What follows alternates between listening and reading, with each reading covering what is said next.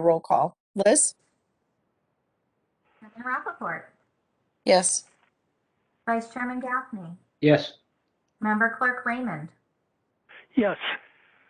Member Covino, are you here yet? Yes. Hi, Ernie. Member Espejo. Yes. Member Impemba? Not yet. And Member LaRue. Yes.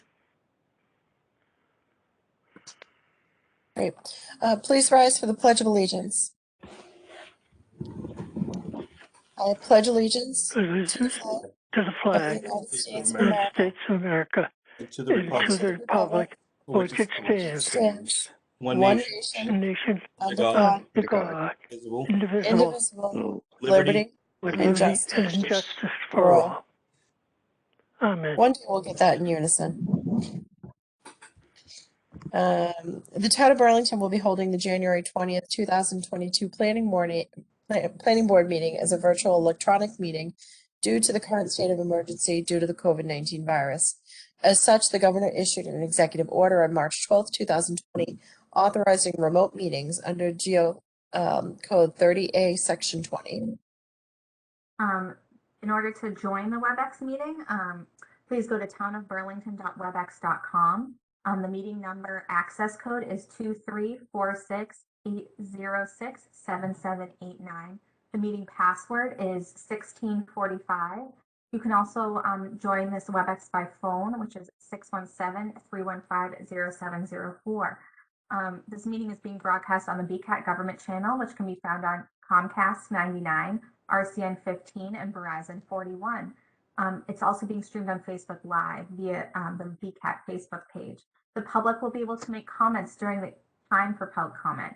Questions can be asked via Webex, chat function, Facebook Live during the meeting, but we ask that if you do wish to speak, please identify yourself. Thank you. We have an item being continued off this week's agenda. May I have a motion, please? To take item 7P out of order for discussion purposes. Second. Chairman Rappaport. Yes. Vice Chairman Gaffney. Yes. Member Clerk Raymond. Yes. Member Covino. Yes. Member Espejo. Yes. Member Impemba, I don't see, and Member LaRue. Yes. 6-0.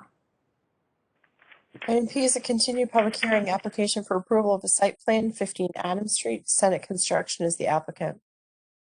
Madam Chair, I'd like to make a motion to continue this matter to the planning board meeting of February 3rd, 2022, as requested by the applicant in an email dated January 19th, 2022. Second. Chairman Rappaport. Yes. Vice Chairman Gaffney. Yes.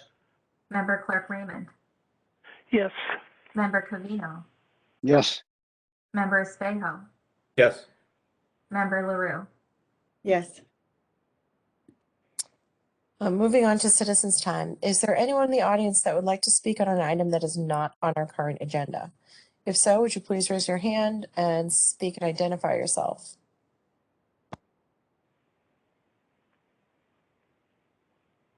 I don't see anybody Okay.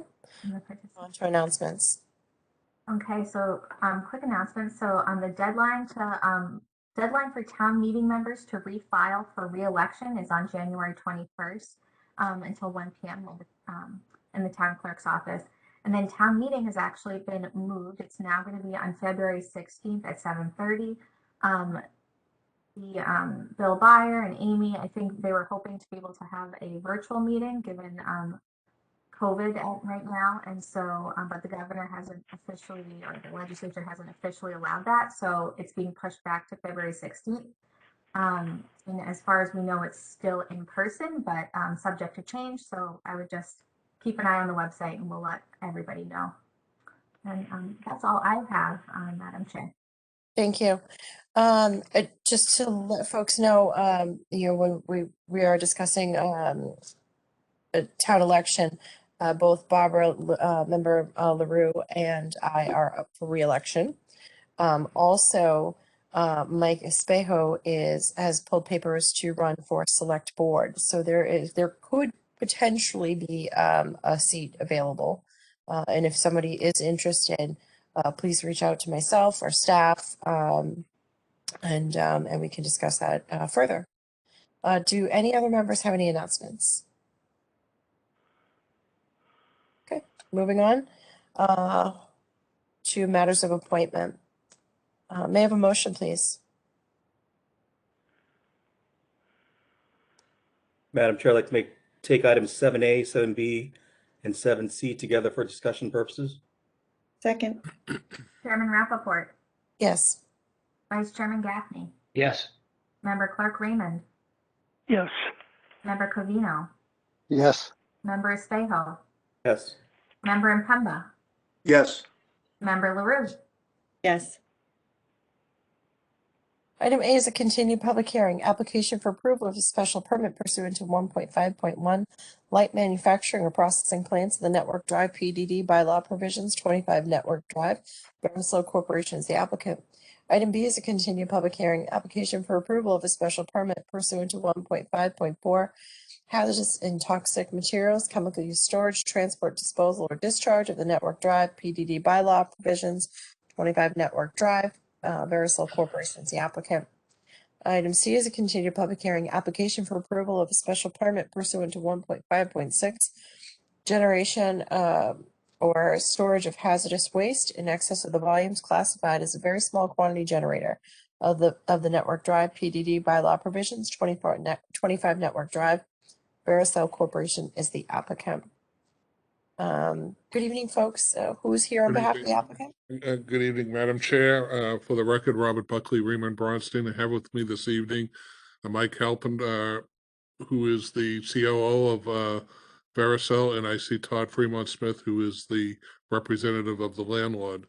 As you may recall, the last meeting we gave a presentation about who Verisol is, what they're doing, and what's being proposed for the building that was approved last year for 25 Network Drive. In the interim, we went to the Board of Health, and I believe you have their comments and their recommendations.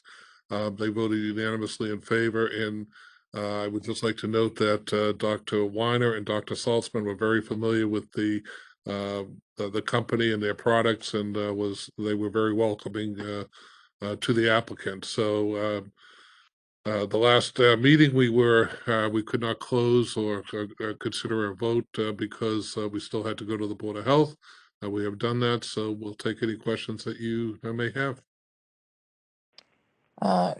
Great, thank you. Kristen, did you have any comments that you'd like to make before we start with the board? Not a lot. The Board of Health has weighed in and on most of it, anything that we really have questions about on these particular permits. I just want to say that we're really pleased to have Verisol here. The building for the 270,000 square foot life science biomanufacturing building was a big deal to get permitted in Burlington in terms of really the ecosystem of life science. So we're really happy that it was so quick to have a tenant with Verisol come in, and I think hopefully, I think this is not the beginning, but one of kind of the Sun Microsystems and Oracle brought a whole industry behind it to Burlington, and I hope that along with some other larger tenants, that Verisol can be one of those as well. So we don't have any issues at this point, and we do have a decision drafted for action. Great. To mirror what Kristen said, we're excited for you to join the community. So so thank you for that. Does anyone on the board have any questions?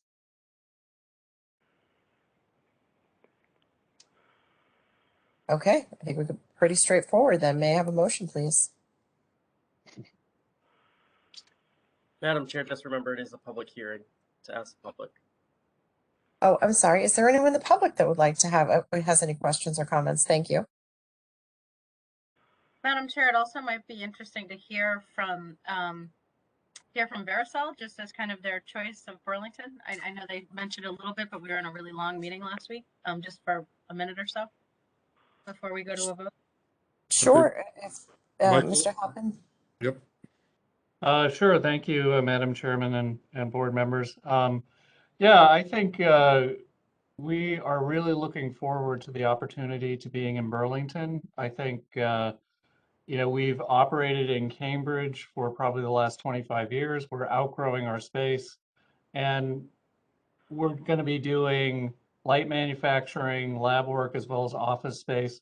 I think we'll bring between a total of 300 and 400 employees into the area over time. And, I think we're very excited about what Burlington can bring to those employees and to us as an employer in terms of your location, the fact that you're focusing on lab space and biotechnology companies, and just, all the amenities that are around the 25 Network Drive area. So we're very excited with the opportunity and look forward to working with the town of Burlington very closely as we begin to occupy, build out, and then, begin to operate as a business in Burlington.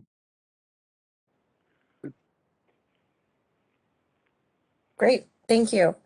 This is a public hearing. Is there anyone in the public that would like to, that has a question or a comment? Seeing no one. May I have a motion, please? Madam Chair, I'd like to make a motion to close the public hearing on this matter. Second. Chairman Rappaport, Yes. Vice Chairman Gaffney, Yes. Member Clerk Raymond, Yes. Member Covino, Yes. Member Espejo, Yes. Member Impemba, Yes. Member LaRue, Yes. 6-0-0. 7. May I have another motion, please? Madam Chair, I'd like to make a motion to approve the request of the Vericel Corporation, subject to the terms and conditions contained in Exhibit A attached. Second. Chairman Rappaport, Yes. Vice Chairman Gaffney, Yes. Member Clerk Raymond, Yes. Member Covino, Yes. Member Espejo, Yes. Member Impemba, Yes. Member LaRue. Yes. 7-0-0 was the vote. Welcome to Burlington. Welcome. Welcome to Burlington, folks. I Welcome. think that this is probably the quickest meeting that we've had in a very, very long time. So I think that goes to show you how excited we are for you to join the community. And thank you so much for choosing Burlington. And congratulations. Thank you, Madam Chair. If I could thank the staff for their work on this, they were very helpful in shepherding the applicant through the process and giving meaningful comments that I think contributed greatly to how smoothly it went. And I have one request before I sign off, that everyone stay healthy. You as well. Thank you. You too. Thank you. You too. I'm in. All right, thank you. Thank you. Madam Chair, I'd like to make a motion to take items 7D through 7I together for discussion purposes. Second. Chairman Rappaport, Yes. Vice Chairman Gaffney, Yes. Member Clerk Raymond, Yes. Member Covino, Yes. Member Espejo, Yes. Member Impemba, Yes.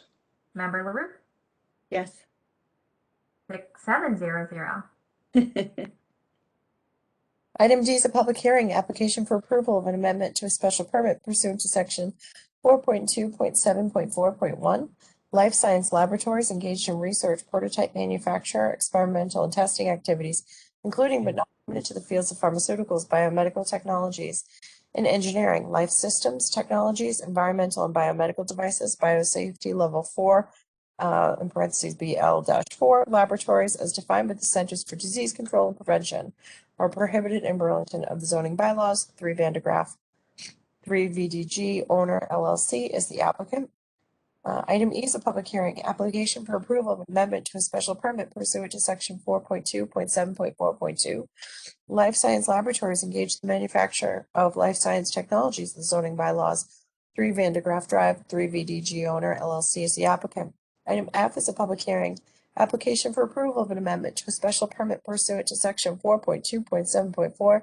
Laboratories engaged in research, experimental, and testing activities, including but not limited to the fields of chemistry, electronics, engineering, geology, non-biologic medicine, and physics of the zoning bylaws. 3 Van de Graaff Drive, 3 VDG owner LLC is the applicant. Item G is a public hearing, application for approval of an amendment to a special permit pursuant to section 4.2.7.1, light manufacturing or processing plants, prototype manufacturing, the zoning bylaws. Bree Vandegraff, 3VDG owner, LLC is the applicant. Item H is a public hearing application for approval of a special permit pursuant to 4.2.7.9, hazardous and toxic materials, chemical use storage, transport, disposal, or discharge of the zoning bylaws. 3 Vandegraff Drive, 3VDG owner of LLC is the applicant.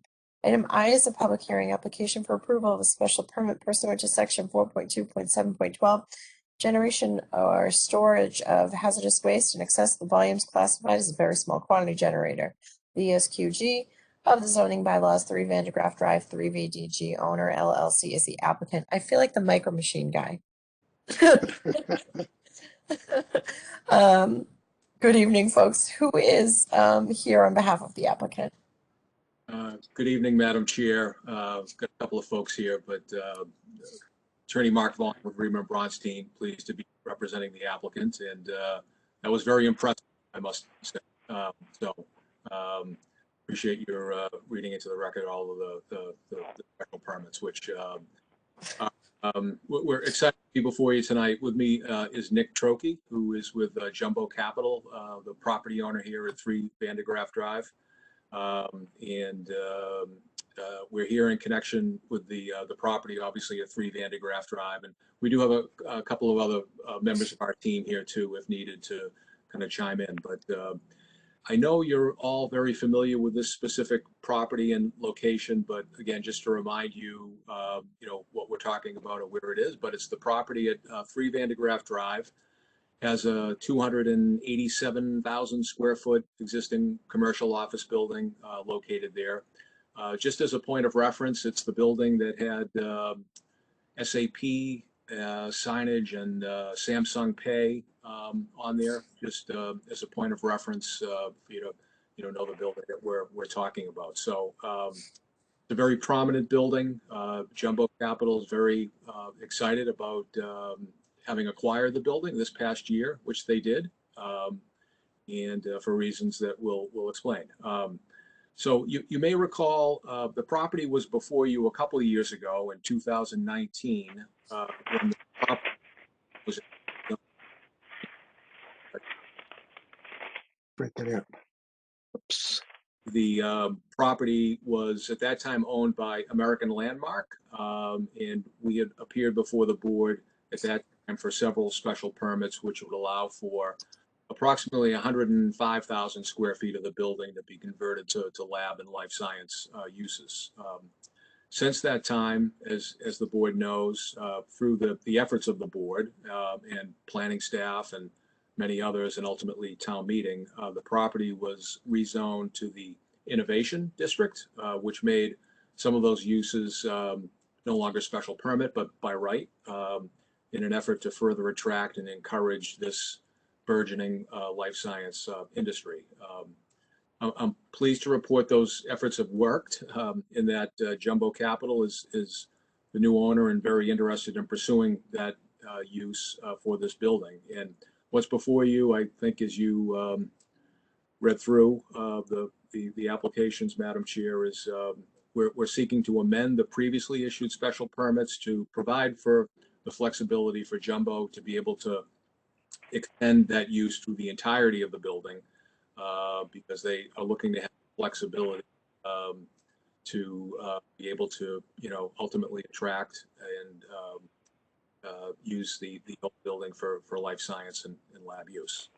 So there's no, appreciate you bringing up the image there, but just again, that's an aerial of the building that we're talking about. Obviously 128 running left to right.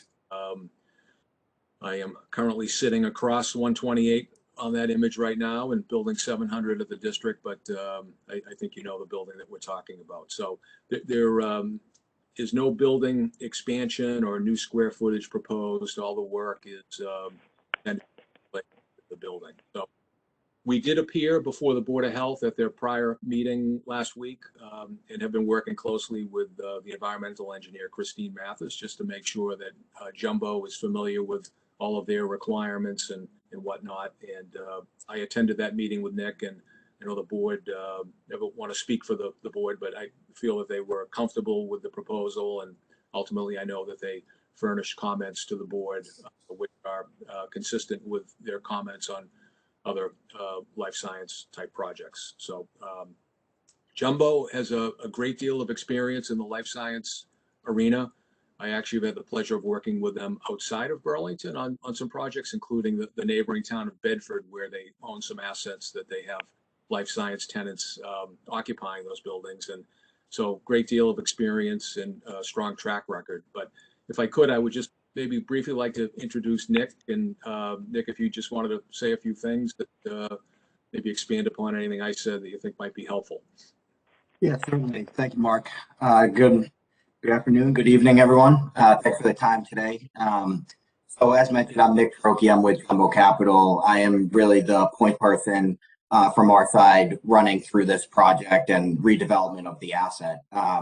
Very excited to have an opportunity here in Burlington. We've been trying to find the right building to kind of get involved in Burlington and work on a life science conversion. And we think we found one with great bones at 3 Vandergraaf Drive. Has a lot of great features that allow for life science conversion and really push that use agenda that I know that the board is trying to achieve here. So as a general project overview, we plan to come in and convert about half the building. I know we reviewed some of this on the DCM meeting with the different department chairs. But would it be helpful for the board for me to bring up a quick PowerPoint overview? Kristen, do you think that would work well to run through the project briefly? It's up to the chair, but I think if briefly is the word, I think she'll probably be okay. But Brenda or Madam Chair, it's up to you. Yes, I'd be happy to let you present. Thank you.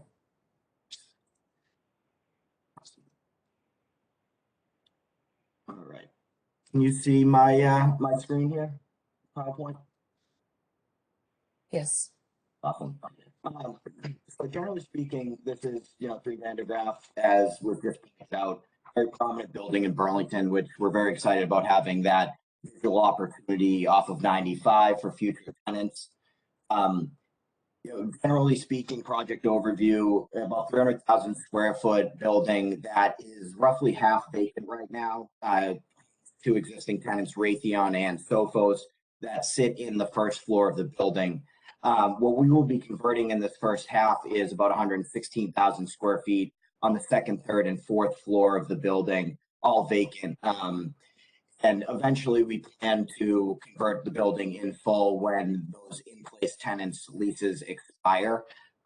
So that is one of those amendments, is ultimately creating the whole building to be 300,000 square feet. With this project, we've really tried to create a great team, really top of class, and some of those individuals are here on the call with me today. But generally speaking, Jumbo Capital's owner and operator. We will be running through the development as well as having a project property management team on site at this building, licensed to operate the life science systems that we'll be putting into place. Along with our team, we have kind of a whole slew of different vendors here. The Richmond Group being, our life science general contractor and planner. Amy Foley and Kyle Kins are on the call here with me today. And they've been running point and helping me really plan this redevelopment. John Carcerio is with Lear Cummings. He is also on the call. Our life science advisor is 3, who we are joined by RJ, who has worked in laboratories for many years and ultimately is joined on the side of helping tenants plan out their laboratories. So we have a lab planner on staff along with the Richmond Group. And then really just a whole, group of different vendors. One to point out is Jennifer Riley with Safety Partners is on. They will be helping us ensure lab compliance throughout the execution of this project. Here is a couple overviews of some floor plates, just to give you a visual of what we plan on doing. Putting the second floor that is vacant, third floor and fourth floor, really keeping in place tenants with phase 2 execution. As part of this, we will have some house amenities to support our future laboratory tenants, which will be kind of exclusive laboratory pathway to a new freight elevator that will go up the building, a centralized pH room, which we have reviewed with Board of Health, and they are comfortable with our plan of attack. And then, generally speaking, these are just some floor plates of how we potentially see some lease up happening. This just shows one tenant on the second floor and, just a general 50-50 lab office split on the floor plates, which is really what we're seeing market standard wise. So that is a very quick kind of run through of the project in general. Great, thank you. Steph, did you have any additional comments that you would like to make, or did you have any comments that you wanted to make? Oh, just quickly. So back in 2019, we did approve a special permit for the laboratory use before we actually changed the use to the more current life science laboratories use. So this is an amendment to that. I also want to just highlight that a lot of these new buildings and new design, and Nick Trokey can certainly expand upon this, but when they're looking at multi-tenant buildings, looking at kind of certain centralized systems. In this situation, there's a central pH neutralization system, which requires on its own for the building owner and building building kind of management is some of the hazardous material storage permits that go along with that. So that's why you're seeing this here.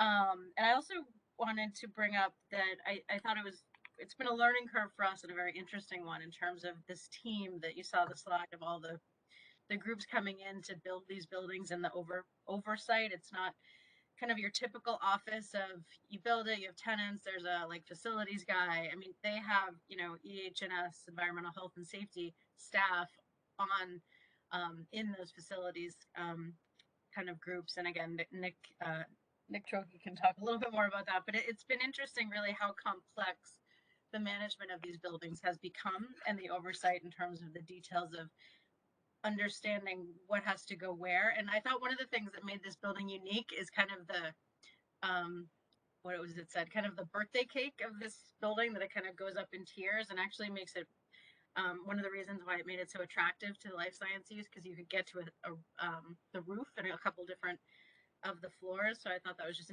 this is a very unique building for Burlington with that big courtyard in the middle and kind of the height as you go up toward the highway. So just appreciated that and appreciated really understanding a lot of intricacies and details of what it takes to really retrofit these traditional office buildings for these uses. So I thank the group for that. But otherwise, we are all set. We have a decision drafted, and we look forward to seeing really what comes next here on Van de Graaff Drive. Thank you, Kristen. Does anyone on the board have any questions or comments? Madam Chair, Bill, here I do. If you have a second. Yeah, just a question for developing this or redeveloping the building. Is there plans to put a space for kind of like safety rooms for explosive chemicals and gases? Yes, so we have a control area approach for the building. As it relates to explosives or flammables, those will be handled under code compliance as it relates to those max allowable quantities with control areas. So we will have a control areas, centralized control area throughout the whole building, but there will also be satellite control areas for tenant use on lower floors that will be code compliance. Excuse the train behind me. I live near a train. So let me, looks to have stopped. No, you're good. You're good. And then also tenants within their space will have high hazard rooms where they will store their hazardous materials that will all be exhausted and code compliant as it relates to that. Okay, thank you, Madam Chair. Thank you. Does anyone else have any questions? Seeing none, this is a public hearing. Does anyone in the public have any questions or comments? Okay. Seeing no one? May I have a motion, please? Madam Chair, I'd like to make a motion to close the public hearing on this matter. Second. Chairman Rappaport, Yes. Vice Chairman Gaffney, Yes. Member Clerk Raymond, Yes. Member Covino, Yes. Member Espejo, Yes. Member Impemba, Yes. Member LaRue. Yes. That is 7-0. Madam Thank Chair, you. I'd further like to make a motion to approve the request of 3VDG owner LLC, subject to the terms and conditions contained in Exhibit B attached. Second. Mike. Second. Chairman Rappaport, Yes. Vice Chairman Gaffney, Yes. Member Clerk Raymond, Yes. Member Covino, Yes. Member Espejo, Yes. Member Impemba, Yes. Member LaRue. Yes. 7-0. Great. Thank you, folks. Have a great evening. Be well. Thank you very much. Very much. Thank you very much. Have a great evening. Bye-bye. Thank you.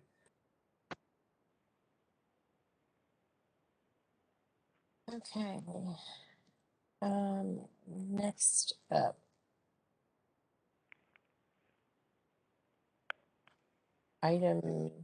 Sorry, I J. lost where we are. We are item J. Right.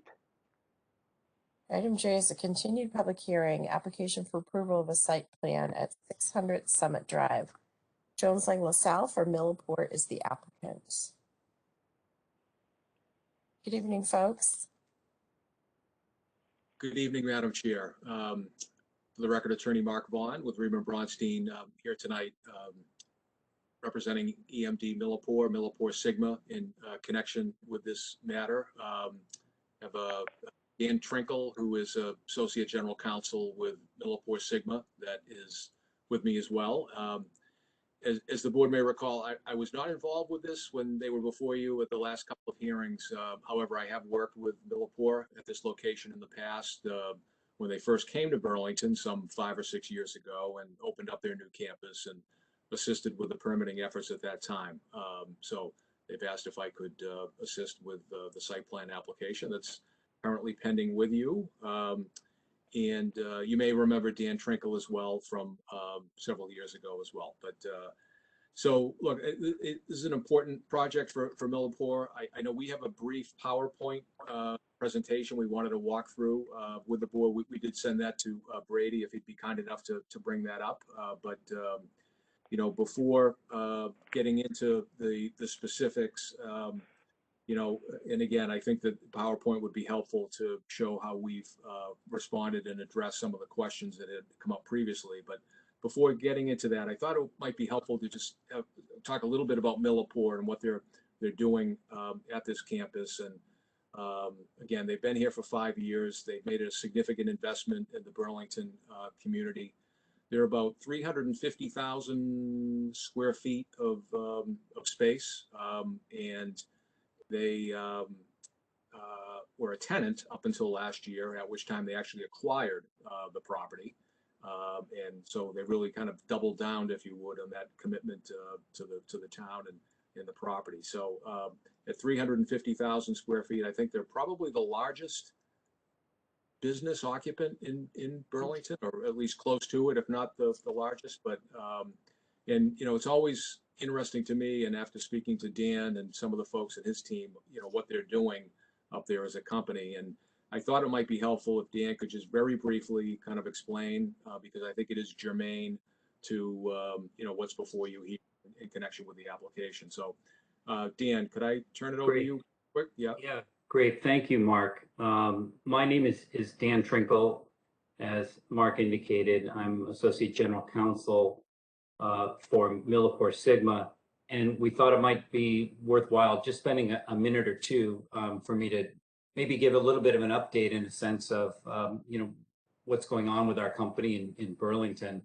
Millipore Sigma is a life sciences company. We're growing extremely rapidly, if you've been following in the news. We've got operations across the globe. We've got upwards of 58 production facilities globally, and we sell over 300,000 products. Our customers are large pharma, large and small pharmaceutical and biotechnical companies, as well as research institutions in most of the world. We moved into Burlington in 2017 and established that as our major hub for our business globally. We opened a second building in Burlington on the same site. That's the 600 Summit Drive building. And together they form 350,000 square feet. And just last year we purchased both buildings. So we're very proud of the work we're doing globally, and want you to know that what we're doing in Burlington has global impact. And right now we're a critical tier 1 supplier to basically all of the pharmaceutical and biotech companies that are engaged in the fight against COVID. And that includes vaccines, as well as treatments and test kits as well. We supply them with critical raw materials and tools that they need to make those things. So we're very proud of that. We're also very proud of our connections and our community involvement in Burlington, and pleased to be here tonight to share that with you. I would be happy to go on and discuss more, but at this point, I think I'll turn it back over to Mark to discuss the issue that's presently before the board. Thanks. Great, thanks, Deanna. So again, the application I know that's before you is a site plan approval application for a new exterior building, which we'll show in a minute, but you've seen that it's designed intended to be used for hazardous material storage. It's a very modestly sized building. It's 400 square feet approximately in size. And as you'll see, it's located to the rear of the existing building, not in plain view of any other property or really any visitors to the site. But it's been designed to comply with all applicable codes and regulations, both state, federal, local, otherwise. It's been reviewed by the town department heads, I know, including both Board of Health and Fire Department, who have indicated support and no objection. So from Millapore's perspective, the building does present the safest option for Millipore and the community. And it allows for exterior access on all 4 sides, which I know from a public safety perspective is of great benefit. So if you could, Brady, kind enough to go to the next slide. We thought that this might be helpful. Just again, I know unless you drive up there, you're familiar with the building and the site. It may not be that clear. So we thought this would be helpful, just again to indicate the property that we're talking about and where this building would be. So obviously you see 128, which runs, top of the screen, bottom of the screen to the far left. Best Buy is that building with the white roof that's to the left there. But the entrance drive for the Millipore Sigma campus is that driveway that I put the yellow arrows on that kind of show how visitors and employees that are driving up to the Millipore Sigma building would arrive every day, and that's how they get up to the site. You see the building, which is kind of that elbow-shaped building, Millipore Sigma, the main entrance, obviously, where we've marked it, and the primary employee visitor parking field there. The location of the building that we're talking about here is to the rear of that existing building, and you'll also see from this visual that existing landscape berm, which exists back there as well, which serves to provide a buffer. So, it's funny, this site is called the Summit, which for a reason, right? So this, and you can't really appreciate it from this image, but the site sits up significantly topographically. So even though you see Middlesex Turnpike running to the left and right along the top of the screen, the building that we're talking about isn't viewable or capable of being seen from down below, just given the grade change. So next slide is just a closer image of the area that we're talking about, again showing how it's located to the rear of the existing building and not in the front area that is used on a more daily basis for visitor or employee needs. Excuse me. And This also shows in greater detail that existing landscape berm that exists behind there as well from a view shed and screening perspective. So you could go to the next slide. So talking to some folks and, Kristen, Brady, Liz, appreciate all their time and trying to understand some of the points and concerns that had come up previously. We've really worked hard over the past month or so to address the comments and concerns that had come up about just the aesthetics and the visual impact of this, and just wanted to kind of briefly run through some key points here just to remind the board of some things, but also to show how we've modified and have been responsive to what we've heard. But again, the building would be fully enclosed with controlled access security fencing. And this image on the right is a rendering of what that would look like. So you can't see the building, and that's intentional because you'll see the fencing that we put around that in the screening, which I'll mention in a moment. But there'd be 24/7 video surveillance at the building as well from a security and safety perspective. We're proposing to have a black chain link fence with colored slats that would surround the entirety of the storage building. And the height of the fence would be appropriately sized to fully screen the building. So the intent is to have the height of the fence be commensurate with the building itself, so it's fully screening the building. You'll see landscaping that has been provided, selectively, strategically located around the fence as well to further screen the building and provide aesthetic improvement.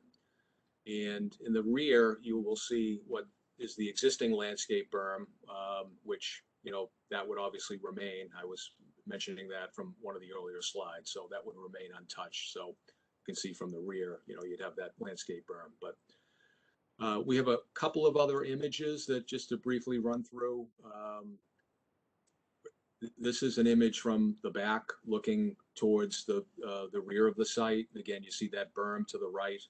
And the purpose of this is really just to show our commitment to provide that level of screening and aesthetics around any side that could potentially be viewed. So, we've got vegetation back there that is consistent with, what we would provide up at the front as well. And maybe if you could just go to the next slide, Brady. There's one more image from the side. And again, I know it looks very similar to the one you just saw, but we're just trying to be transparent with the board to show you different angles of what that would look like. And again, you see that existing berm to the right.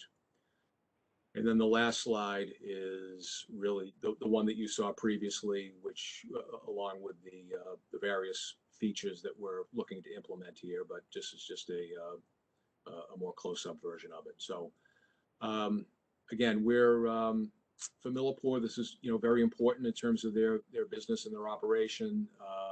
As Dan mentioned, they're a company that really is committed to Burlington. It's something that has been reviewed, I know, extensively by the Board of Health. I actually forget whether the Board of Health meeting had taken place before or after your last planning board meeting on this subject, but I did watch a tape of the Board of Health meeting, and again, I don't ever want to speak for the Board of Health, but I believe they were very comfortable with this proposal.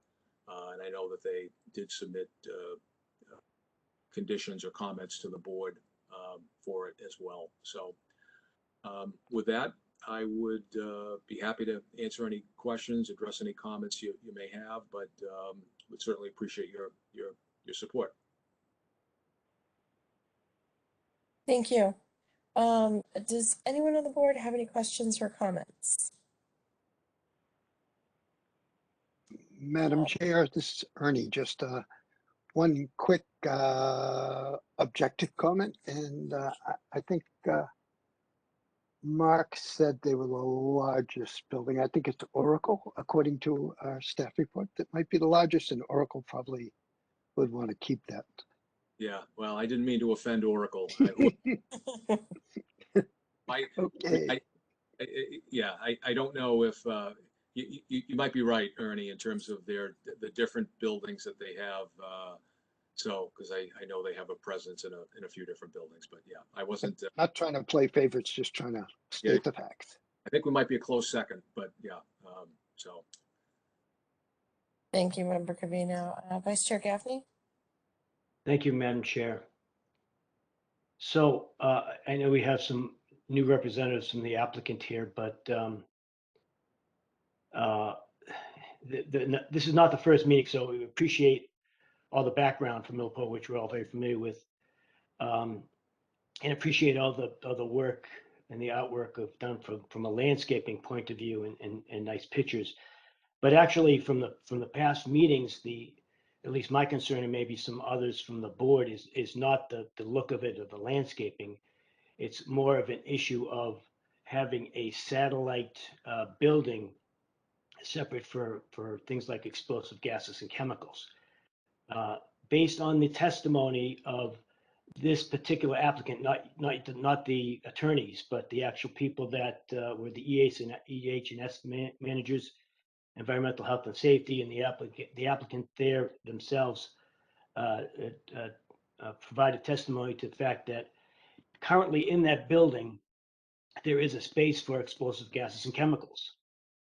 The reason why they want to have the building outside is because somebody else wants to use that building space, which is specifically made for explosive gases and chemicals. So myself, and I know there are other board members, but they can speak up, that the issue is not landscaping and trees and fencing on this. Based on the previous meetings on this, we've had a couple. It's about having a satellite building where the current building currently has all the regulated space for that, and that just somebody else in the business unit wants to use that space. So we're challenged with, as planners, looking at this and then putting a precedent out there for every other life science building wanted to put a separate additional, and I know what this is, you're saying it's a building, but it's actually a prefab, a prefab structure that folks would need. So it's a challenge that I have on this particular application. Thank you, Madam Chair. Yeah. May I address the comment? Please feel free. Yeah. Okay. So your point is well taken. It's only half correct though, in that it's true that there are alternate internal resources looking at space, but the primary reason that we want to have an external building is safety, and that's the primary and driving factor really behind this. We do have a compliant space that is internal, but through internal audit, we've identified best practices for storage and maintenance of these types of hazardous chemicals. And the solution, and the safest solution, is to have it outside and to have it as a separate building. So that is the reason for this. It's true that there are others that perhaps might find another use when we do move this outside, but that's not what's driving this decision. It's really around safety. Madam Chair, may I just respond to that? Please. Sure. So thank you, Attorney Trinkle.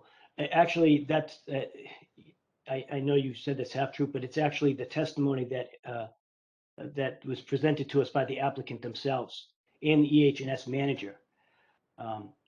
So when I go on EH&S audits, you do look at best practices, and sometimes you can do them, sometimes you can't. So as a planning board, what we have to figure out is if the best practice is what it says to be, which sometimes you do, sometimes you don't, based on solution matrices, and that would be a great one if we could build one outside. Every other life science tenant that we would have, their best practice would be to build a separate building outside to do this. So that's what we're challenged with that decision. Say, okay, for a building that currently has it by code and can do it, and per the testimony of the applicant that came before you, said that they need that space because the business unit wants to use it. Another business unit wants to use it inside the building. So that's the actual testimony. So that's the real reason why they want to do it. That space is there. It's half of the reason. Excuse me, I'm sorry. We are challenged with does every other life science tenant, as a best practice, which maybe it is, maybe it isn't, what's the available practice to put another building outside? Thank you, Madam Chair. Thank you. If I could maybe just say something on that, and again, not having been part of the prior hearings through the chair for Gaffney, but look, I understand the concern about precedent and these going to be popping up all over town.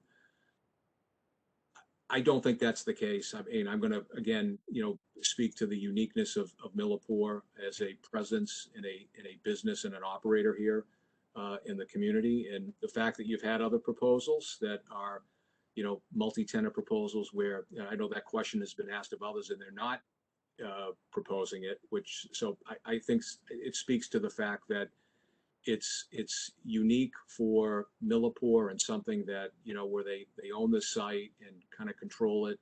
And look, I mean, it's important for them as a business to have this. I think Dan spoke to safety being the driving motivating factor, which is true. I have no reason to disbelieve it, and I think that's the truth. But they're a company that's constantly evolving, a fluid company in terms of what they're doing and what they're looking to combat in terms of whether it's COVID or anything else. So I think they're proposing something here that I think makes sense. I don't think it's going to impose any burden or impact on the community in any way. It's not a site that's going to be visible from folks that are driving by, because no one's going to be seeing it other than folks that are at Millipore and happen to be in the back of the building. I guess if this were a dumpster pad or a condenser or backup generator, it would be the nicest looking one in town in terms of how they're proposing to. And again, I perhaps that's only part of the concern that was expressed before, but we really went the extra mile here to show that we've been responsive on that. So thank you. Thank you. Do any other members of the board have any questions? Member Lewis? Yes, Paul Raymond, I have a question. Sure. And this is to the staff. My concern is that if we permit this, does that mean that we are in some way committed to every other, tenant in that park saying, we want one too? And if this can be justified as a unique situation as far as Millipore, because they certainly have been a wonderful contributor to town, the employment and the taxes and everything else, and just the class of what's a worldwide operation, having that in Burlington means something beyond just their presence. So I would tend to approve this if I didn't have a sense that that upon that approval, we'll be there till 11:30 every night approving another building of this type in that park and around the town. So if the staff would just speak to that, I'd appreciate that. Thank you. And the chair or anybody else. Thank you. So thank you for the question. I know this has come up, and that's one of the reasons why I brought up the fact that Millipore was one of our largest tenants in town at 350,000 square feet. And I think the Board of Health discussed this a little bit too. I'm not sure whether it was offline or at their meeting, but the sheer quantity of amounts that what you're going to see at Millipore are unlike any of the other smaller tenants that we are seeing in other buildings. What we just discussed at 3 Vandegraff and what we've been discussing with other tenants and building owners that are looking at retrofits is trying to figure out a way to make sure that we have a system in place for the storage at these highest safety levels internal of the building. But I think the uniqueness here of Millipore is really just the sheer size of Millipore and what they're doing in there, and the space and the single tenant. that they are. A site plan and special permit, and this is just a site plan, but overall, I mean, you guys know that every application in front of you is looked at on the unique aspects of the application itself.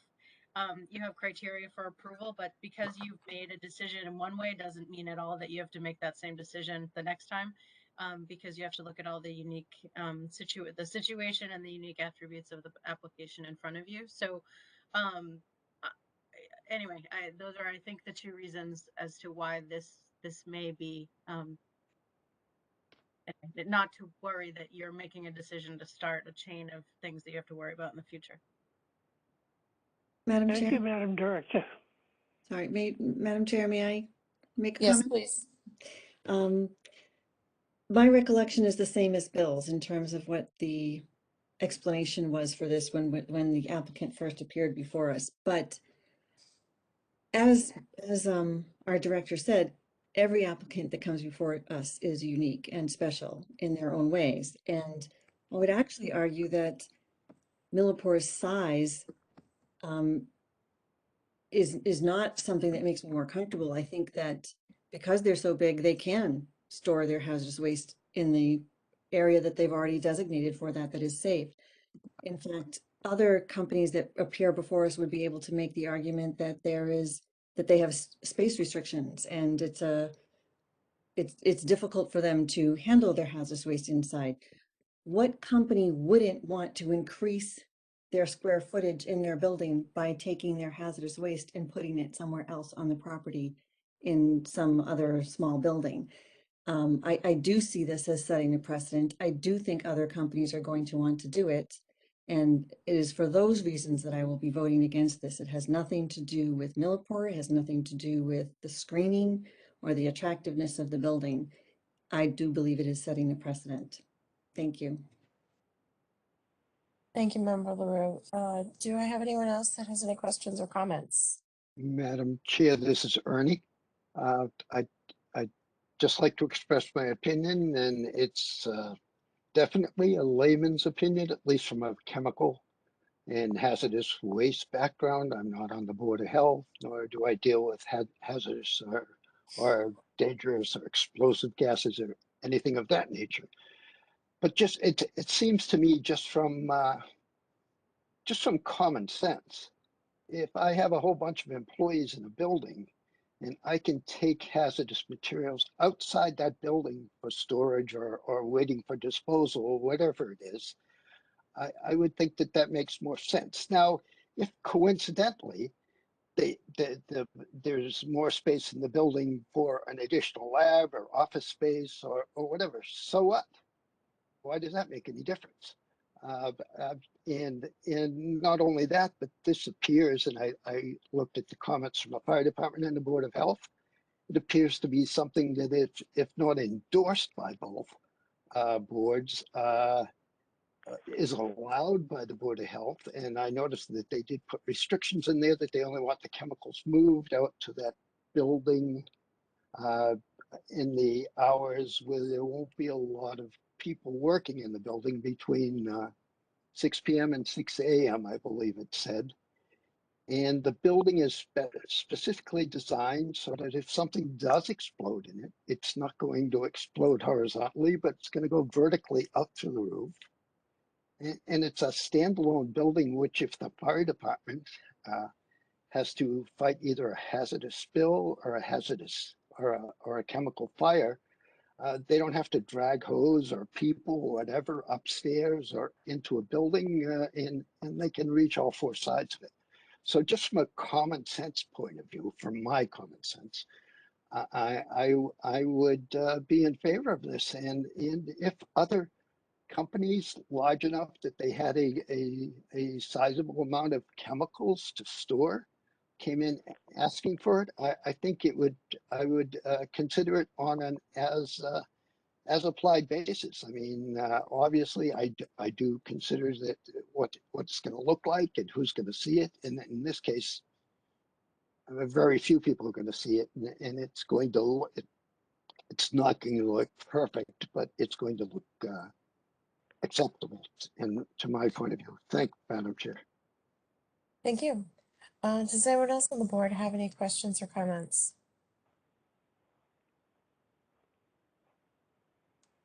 Seeing no one. This is a public hearing. Is there anyone in the audience that has any questions or comments?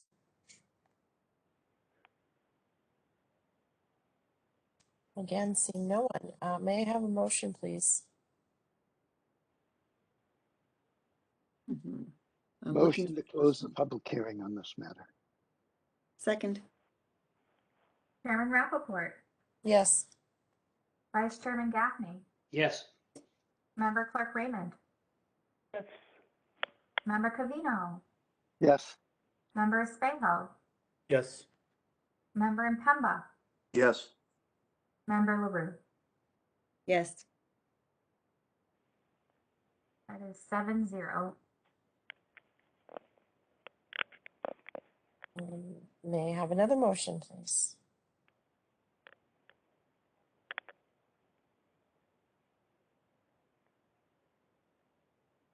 Okay, if nobody else is willing, sure. Trying to Madam find it Chair. on my Oh, screen. okay. I scrolled too My far. second screen, Okay, sorry. I think I found it. Madam Chair, I would like to make a motion to approve the request of Millipore Sigma, the applicant and property owner, for approval of a site plan application for property located at 600 Summit Drive to permit the installation of a new building to be used for the storage of hazardous materials and associated site improvements as reflected on the site plan entitled Millipore Sigma Hazardous Waste, 400 Summit Drive, Burlington, Mass. Site plan prepared by Canon Design and dated October 20th, 2021, consisting of 4 sheets. This site plan decision is subject to the following revisions, terms, and conditions as amended. Second. Chairman Rappaport, Yes. Vice Chairman Gaffney, No. Member Clerk Raymond, Yes. Member Covino, Yes. Member Espejo, Yes. Member Impemba, Yes. Member LaRue. No. I have 5 in favor and 2 opposed. Okay, folks. That means it did pass. So you can work with staff if you need additional details, but I wish you well and have a great evening. Yeah, Thank you very much. Just want to say thank you very much to the board, and speaking for Millipore, and they're going to speak better for themselves than me, but you know, they take their responsibility seriously, and look forward to continuing to be an active participant in the town going forward, as they have been. So thank you very much. I appreciate your time. Thank you. Okay. Good Madam evening. Chair, I'd like to make a motion to take items 7K through 7O together for discussion purposes. Second. Chairman Rappaport, Yes. Vice Chairman Gaffney, Yes. Member Clerk Raymond, Yes. Member Covino, Yes. Member Espejo, Yes. Member Impemba, Yes. Member LaRue. Yes. 7-0. Item K is a continued public hearing, application for approval of a special permit pursuant to section 4.1.2, pre-existing uses and structures of the zoning bylaws, 64 Middlesex Turnpike and Star Electric Company, doing business as Eversource Energy is the applicant.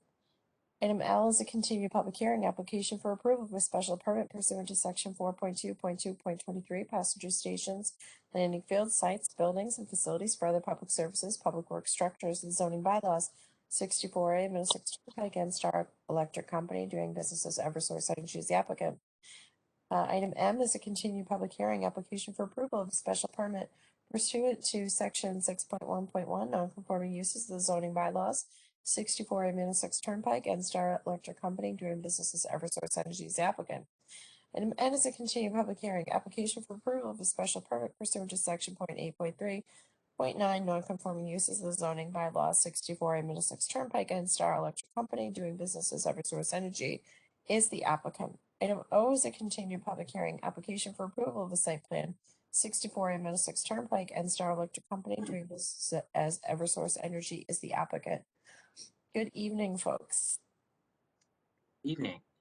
First, can I do a sound check? Can folks hear me okay? Yep, we can hear you great. Okay, wonderful. For the record, again, my name is Joshua Lee Smith. I am outside counsel for Eversource, and with me this evening are various representatives of the company and outside consultants with respect to this matter.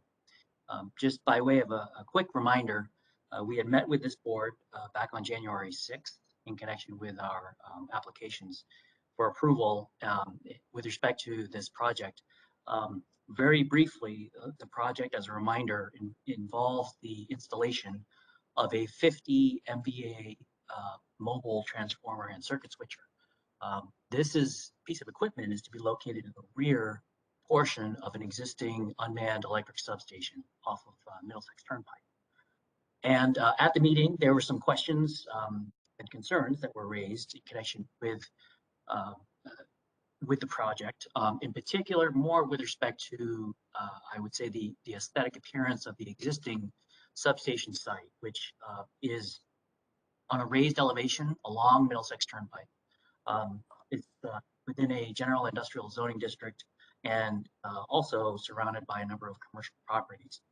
Some of the questions and concerns that were raised really primarily pertain to questions with respect to fencing, as well as what could be done within the parameters of the site, within the parameters of and confines of what can be done with respect to site constraints and code requirements in connection with landscaping as well, in order to beautify the site, make it more green.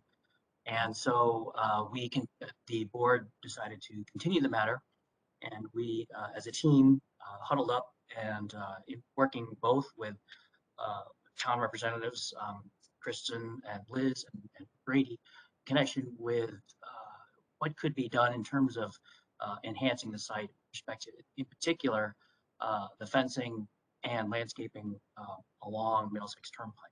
And so the company devised some revisions to the plan that had been previously submitted in working with the town, but also with its landscape designer, Ty Bond, who is also here this evening, and other internal departments. As you can imagine, there are a number of departments to review anything that happens with respect to these substation sites.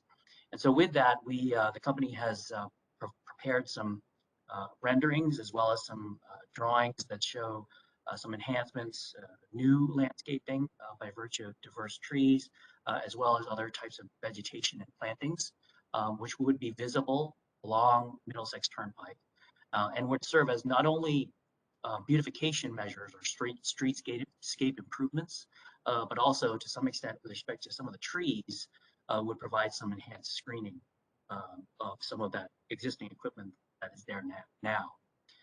We've also made some enhancements with respect to the fencing. And so again, with me this evening are representatives of the company, including Donna Picote, who spoke last time, substation engineer, and she will get into some of those enhancements with more specificity. But first, I'd like to introduce Miles Lane Kennedy, who's going to be kicking off the presentation. And to either Brady or Kristen or Liz, is it okay if, and through the chair, is it okay if the company utilizes our PowerPoint, because we have the most recent updated version, if that's okay? Yep, that's fine. Miles, are you with us? Yeah, I think I'm sharing my screen. Can everyone see it right now? Okay, excellent, great. Okay. So I'm going to skip ahead to the first slide. I'm just going to walk through the first two and then hand it back over to Josh and Donna. Again, as Josh said, my name is Miles Lane Kennedy. I work on the project outreach team here at Eversource. And just before I get into this, I just wanted to thank the town for letting us come back and discuss our revised plans, and also to Kristen and the planning board staff for helping us guide us through this process. So this is what we call a grounding slide, which really talks about the project itself.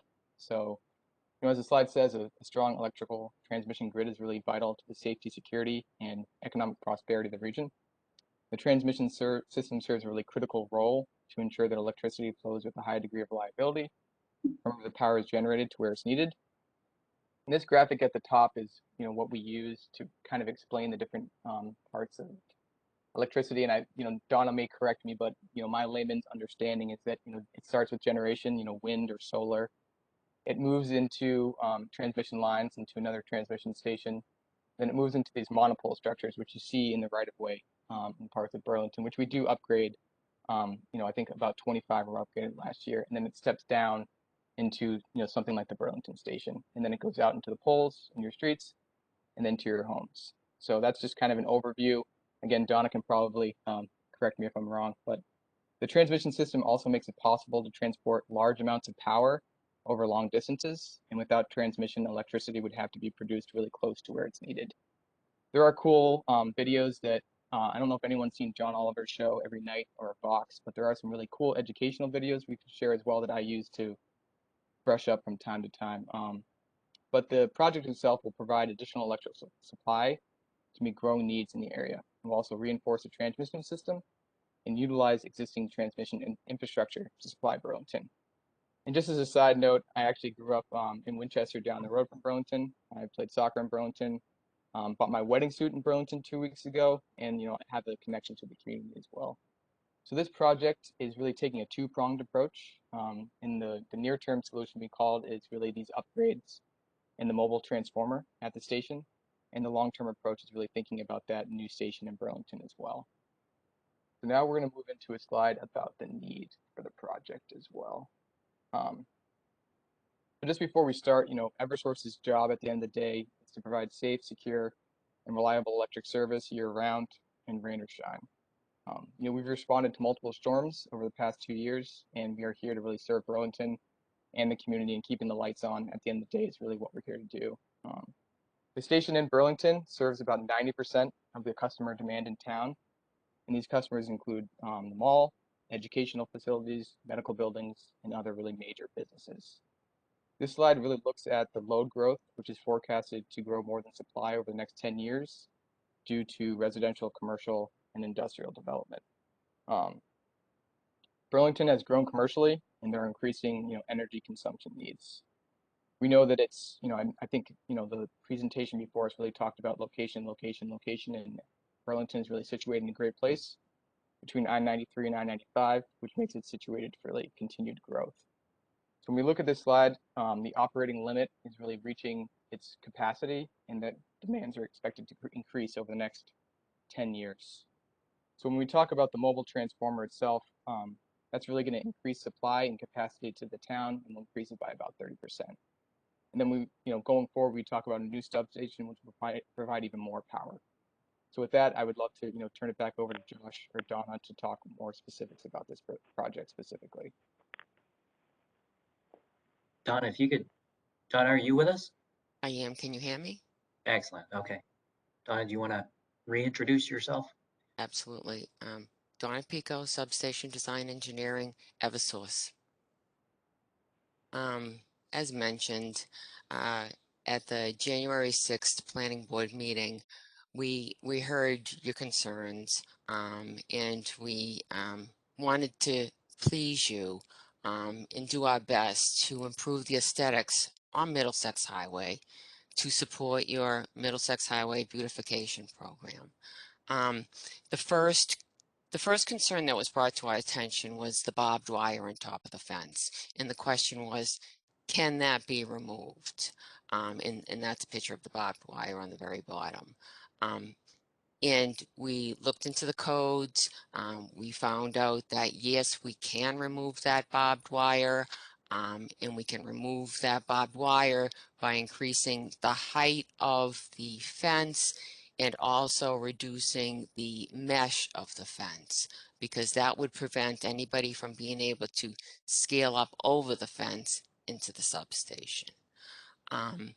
The left-hand picture is pretty much pointing out what we call grounding at the substation. If you look at what those arrows are pointing at, we call those pigtails. And you can think of those as that third prong on the plug that you have at your house, that you plug into your outlet. And at your house, the way that works is if there's an issue or if any type of safety thing, that would carry your problem to your panel at your house. The way the substation works is we have these pigtails on every single piece of equipment. And on the fences, it's very stringent. We have pigtails on every single post. We have to have posts within a certain amount of feet. And we have to have tie wraps on the fabric of the fence every distance, and it has to not allow any openings. So those pigtails go internally into that existing retaining wall and then goes into the substation, where inside the substation there's actually a mat of copper, which is like a grid. So instead of going to a panel in your house, we go to a mat that spreads over the whole surface area of the substation, which is below the graveled stone, and it's below a certain distance. Okay, that's all I'll say about that. I just wanted to mention that just so it was understood what the purpose of those connections are. Okay, we can go to the next slide, please. So that was the existing retaining wall. This is the new retaining wall that we'll be installing in the back of the substation, and it's exactly the same process. In this case here, that green vertical line is the fence post, and the yellow line coming back and around and under is actually the ground cable, which comes back around and into the station and attaches to that big copper mat that covers the whole surface area of the station. Okay. In this drawing, we show the 7-foot fence with a 1-foot bobbed, but in response to the planning's request, that fence would be changed to 8 feet, no bobbed. Okay, you can go to the next slide. These are all the rules, regulations, codes, and I'm not going to read these specifically here off this slide. What we'll do is we'll go to the next slide and point out where they apply. So, right there, perfect. This slide here was created based on the last meeting where we were asked, okay, we understand you have to build these substations, you know, to codes and standards, but we would like, you know, to know why we can't move that fence off, you know, back into the substation, and we can't put plantings in front of that fence, and, you know, all your requests. We were saying no, but rightfully so. You were asking why, and this slide is showing the reason why. The setback requirements, if you were to build a new station for a perimeter fence for a piece of 115 kV equipment that's permanently installed, is 25 feet. And that's that 25-foot measurement over there to the right-hand side in red. At this station here, the 115 kV transformer to the perimeter fence on the retaining wall on the Middlesex Highway is actually 23 feet.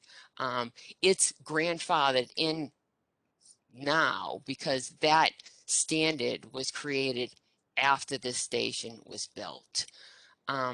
In addition to that, we have a requirement for a 15-foot width with 2-foot shoulders on each side for our vehicle access maintenance to do any maintenance on any of this type of equipment, because that needs to be done in order to keep this equipment running and pretty much maintain it on a periodic basis, and if there's any type of emergency.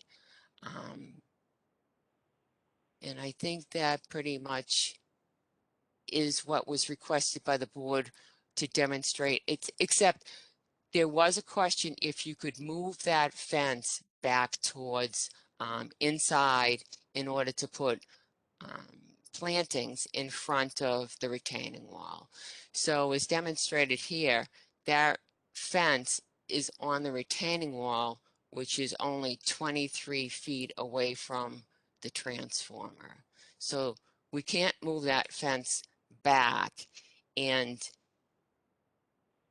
we can't put plantings inside because it wouldn't allow maintenance vehicle access, as well as that copper mat that we have on the whole surface area of the whole station. would not allow any plantings in there. And I see a hand up. Am I? Yep. Okay. If you could just give us 1 second, Vice Chair Gaffney. I can't hear you. Thank you. I appreciate you letting me interrupt here for a second because I saw something. So, you know, and I appreciate you doing all the work and the measurements because I think it's very important. So if I understood you have a need for a 15-foot driveway for the vehicles and a 2-foot, 2 feet on either side. Is that correct? Correct. So 15, 16, 17, 18, yeah, so you're talking 19 feet and it's currently now 23, right, the setback? Correct. Okay. So when I looked at that, that's slide 7. If you go back a couple of slides to where you showed the grounding stakes, keep on going back. Go Keep on back going, more. the No, picture itself, the pictures that you yeah, showed. exactly. He wants this Right one. there, right Zoom there, in. yep. Yep. So if you look at the one that's the second picture down on the left, Yep. that's actually to the road, that's Middlesex Turnpike right there. Correct. Okay, and what I'm looking at is that access, the vehicle access is going to be up that hill. Correct. Okay, The grade of the station is actually up above. yeah. So where you bring in the vehicles, it's up there. It's I don't know the measurement of this particular downgrade here, but that's, you know, it looks like it's more than 2 feet, right? But I don't know. I'm guessing it's probably, if I look at that cement area there, that's probably, maybe that's a foot, maybe it's 2 feet. So you're probably talking about 10 feet up there, up to that grade, because the road's going to be on a level basis, right? It's going to be, that road's going to be level, so you've got this grade coming down. Where I'm thinking, and I know I asked you for trees in front of that and said it's impossible. So if you look at the top picture, and I can't use my arrow here, but in that area that it's graded where the truck's not coming, because you're on a grade, the trucks can never go there, right? Because they're going to tip over. Is a way to put planters there and put plants there in front on Middlesex Turnpike. So actually that area that you're seeing with that slope, that's Mhm. part of the 23 feet. Yeah, understood. And you need 15 for the road, and you need 2 on either side. Yeah. So you have a total of 19 feet, and you have and there's an extra 4 feet somewhere. It's probably right there, the extra 4 feet. So to get plantings in there, again, if you look at the front, you know how that's what we're trying to get at the front of the thing, to buffer that look. If you live in town and you go up, if you come up from now, what's the street there on where the ski shop used to be? You come right up the center there, you see that stone wall there, and then you see the electrical units, which is fine. They've been there for years. But again, try to think if you could put planting, like a planter box in there. You don't have to dig down into the copper area. You could put planter box in there and some bushes there just to buffer that, to soften it up a little bit. I think there's an opportunity that you have some space on that. If you look at that the top and second area, you've actually got an opportunity there to put some planters in, and some, I wouldn't say some tall bushes, but you could put in, you know, a miniature arborvitae, sets of that as you go a couple of feet across. Is that something they think you could do? No, only because that would be against the substation safety standard of obscuring the fence, perimeter fence, where somebody could, you know, cut a hole in the fence and you wouldn't be able to see it easily. When an operations personnel comes into the station, the first thing they do, they call it in, then they go into the site, and then they actually do a perimeter walk down to make sure, you know, no one's access into because it is maybe you wouldn't think people want to get into these substations all the time, but they do try to break in. Oh yeah, no, I understand the security of it. I completely understand. I'm not talking about it being closed off so you can't see, because I know you're adding some on the right hand side, which would make it difficult to see anybody sneaking in. I'm just talking to the front, buffering a little bit, maybe space it every 4 feet or something like that. I'm not talking a full coverage, just to buff it, you know. And I hear your concern, and when we that access road also requires plowing in the wintertime too. So that needs to be considered as well. Sure. And as mentioned too, that grounding system, so that nothing could be dug into the ground No, there. not suggesting anything dug in there. Nope, absolutely not. Nope, I'm talking about if you think of kind of large planters, you could put the plants in there. Okay, Thank you, let's Madam get Chair. through the Thank rest of the presentation and then we'll circle back on that. If that's Ms. Pico. Thank you. As mentioned, these are just some codes and standards referenced as part of just support of like where the statements came from of what was demonstrated on that plan view that we showed with the measurements. You can, yep. Okay, so part of the January 6th meeting, it was asked, there were questions. One of the questions was asked if it could be replaced with an 8-foot black chain link fence. So once again, we dug deep. We looked at every possible option, and there is an option for a black powder coated fence with 1¼ inch mesh fencing that would meet the standard. It would be a specialty fence though, where we would have to get the grounding connection like areas, specialty made so that we could have good connections. And this picture here is demonstrating how if you step back from this 1¼ inch mesh fence, on the side view, it actually does form a sort of screening. It almost looks like a solid black.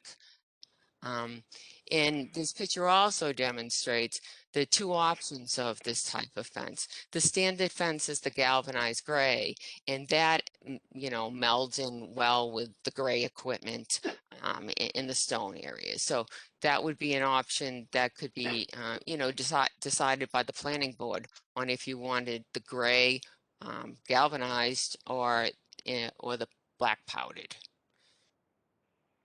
And is on the bottom right hand side, this is an actual station. There will, as part of the NESC standard, which was revised in 2017, there is a definite signage code that we would need to meet. Here we put a danger sign behind the fence, and we would have to put signage at all the gates, and we'd have to put signage on each of the perimeters just to let people know of the dangers inside of the perimeter fence. You can move to the next. And now I'm going to turn it over to my teammate Joseph to discuss the landscaping. Thank you, Donna. For the record, my name is Joseph Jenga. I'm with Ty & Bonds, the engineer for the project. And at this point, I'd like to talk about some of the landscape improvements that we are incorporating in the project after hearing some feedback from the board, both at and since our January 6th meeting. So given the constraints that Donna talked about with the existing and proposed substation fence, and doing our best to provide some screening capabilities by changing the mesh of that chain link fence, we wanted to take it a step further and make additional measures in terms of landscaping to enhance the views northbound and southbound towards the site. So we have two landscaping options, option A and option B, the first of which is shown here, that shows landscaping improvements both on the northern or right-hand side of the site here, on the front corner on Middlesex Turnpike, as well as on the southern or left-hand side near the bioretention basin. So I'll start at the Eversource driveway on the bottom right-hand corner, where we've proposed additional arborvitae screening trees along the asphalt parking for the Eversource site, And we've also proposed a smaller landscaped area that's currently paved in asphalt. We are proposing to rip up the asphalt in that area and replant with native perennial grasses and shrubs to beautify that area and improve the aesthetic quality of that area of the site. Additionally, on the bottom left-hand corner of the site, where we've proposed our bioretention basin for stormwater management that handles runoff from the proposed addition for the temporary transformer at the rear of the site. We've added some additional screening plantings as shown in this option, which consists of arborvitae plantings running up and down the left-hand fence that provides screening to some of the electrical infrastructure inside the site, as well as some additional arborvitae closer to Middlesex Turnpike and a maple deciduous screening tree in that lawn area as well. And that is in addition to the design that we had previously prepared with the bioretention basin, which, as I said, collects stormwater runoff from the proposed expansion and is planted with native shrubs and grasses, and that serves as an infiltration area for that stormwater to treat and infiltrate that runoff to groundwater. In option A here, you can see a darker gray hatch on the bottom left side of that bioretention basin. That area slopes downward towards the bottom left corner of the property. And in this scenario, that would be covered with a stone rockfill to provide stabilization for that slope. At this point, I can discuss option B, which shows the same scenario for the bottom right-hand corner of the site at the Eversource driveway.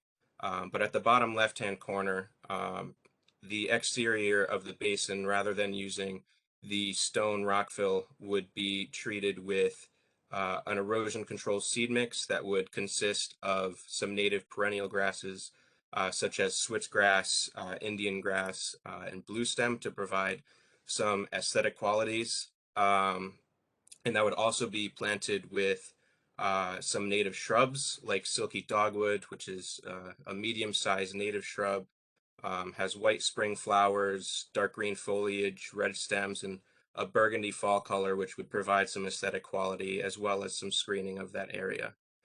And I'd also like to mention that some of the screening that's shown in option A versus option B, those can be mixed and matched to the board's liking to achieve optimal aesthetics and optimum screening for the site. Next slide, please. This is an existing condition photo that was taken just a couple weeks ago with some snow cover on the site, as you can see. But we did our best to come up with some photo renderings of what these improvements would actually look like to somebody either walking by or driving by on Middlesex Turnpike. So this is the existing condition for this area. The next slide will show a photo rendering of option A. And as you can see here, some of the arborvitae planted on that slope to provide some screening of the upward view of the substation, as well as a deciduous maple in the foreground. And in the background, you can see some of that stone rockfill on the outside of the bioretention basin. On to option B. You can see here a slightly different scenario, keeping that deciduous maple in the foreground, but on that exterior slope of the basin, rather than providing the modified rockfill, it would be planted with that erosion control seed mix.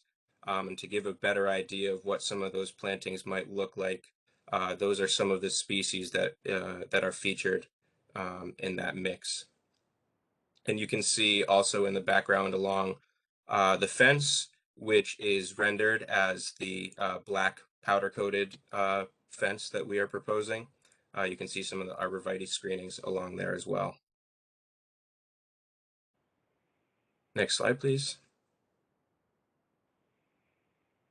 And then on the other corner of the site along Middlesex Turnpike, this is another existing condition photo that was taken a couple weeks ago. This small area behind the guardrail, between the guardrail, substation fence, and sidewalk, as I mentioned previously, is currently paved over in asphalt, but provides an opportunity to dig up that hardscape and provide a softer and more attractive look from this direction. Next slide, please. And this is a photo rendering of the after condition in this area, which would be planted with a similar erosion control mix with the native perennial grasses, as well as some silky dogwood shrubs, similar to what's shown in option B around the bioretention basin.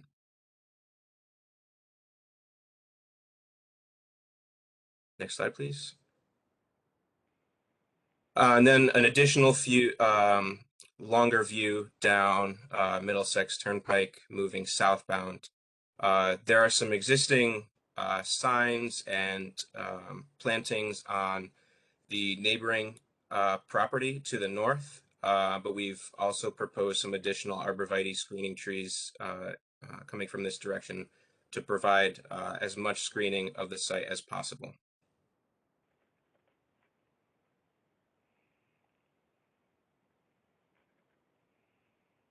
I believe that concludes our presentation of the landscaping. I'll hand it back over to Josh. Great, thank you, Joseph. And with that, we're happy to answer any other questions that the board or public may have. Great, thank you. Does anyone on the board have any questions or comments that they would like to start off with? I have a little bit to say, not much. Sure. Thank you. Obviously, it's a difficult site, and we're not going to make this look like a botanical garden. That having been said, I do appreciate what you've done here, and I think that you are putting in what you are able to put in and making it look as good as possible. I appreciate that. I think I personally would prefer the black fence. I think that was one of the options you wanted us to consider. I don't know what the rest of the board members think. I personally think the black fence might look a little better. I also prefer the option B, which had the deciduous plantings. Again, there's only so much you can do here, but I think you're doing the best you can with it, and I appreciate it. Thank you. Thank you. You know, I can mirror what Barbara said. You know, I also prefer B as well as the black fencing. Does anyone have a different opinion or would like the gray fencing or option A, I should say? Miles, you want to flip to? Yeah. So this is option A, and then if you can go back to option B, please. Is anyone looking for option A? Okay, it sounds like we're all comfortable with option B. Is anyone opposed to the gray fencing as opposed to the black?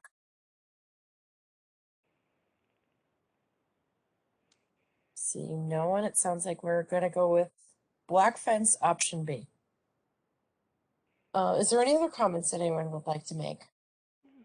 I would like to make one comment that I forgot to mention. Sure. In part of that document that we received, and I'm going to just read it because that's the best way for me to say something. It asked for the applicant to inspect the chain link fence located around the whole perimeter for any damage or rust or any sections that may, you know, have lost their integrity.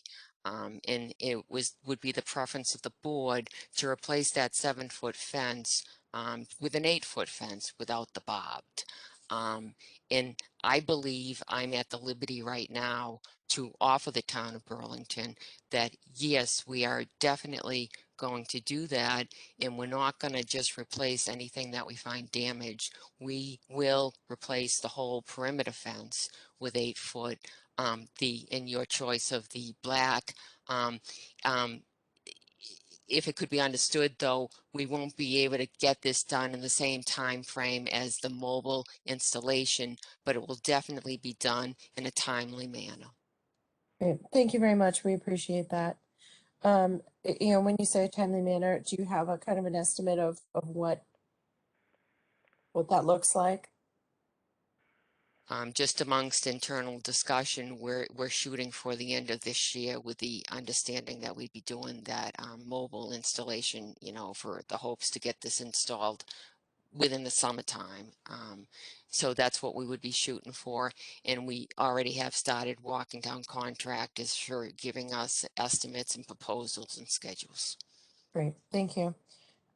Is there anyone else on the board that would like to comment or weigh in here?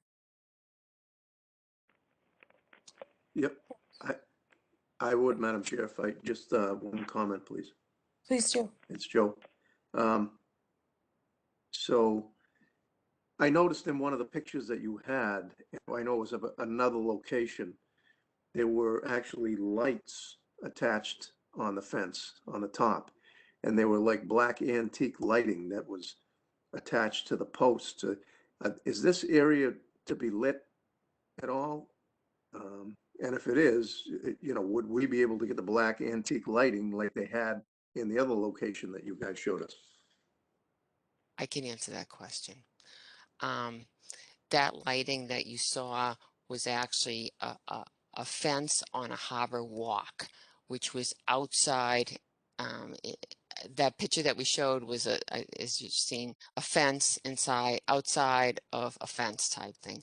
So the property was actually, that's on, you won't be getting the antique lighting, and there is no lighting as part of this installation of this fence.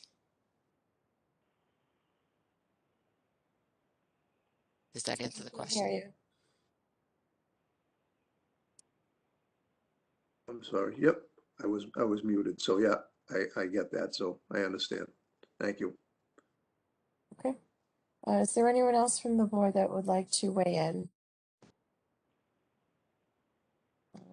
Seeing no one. This is a public hearing. Is there anyone in the public that would like to ask a question or comment on this matter? Okay, seeing no one, may I have a motion, please?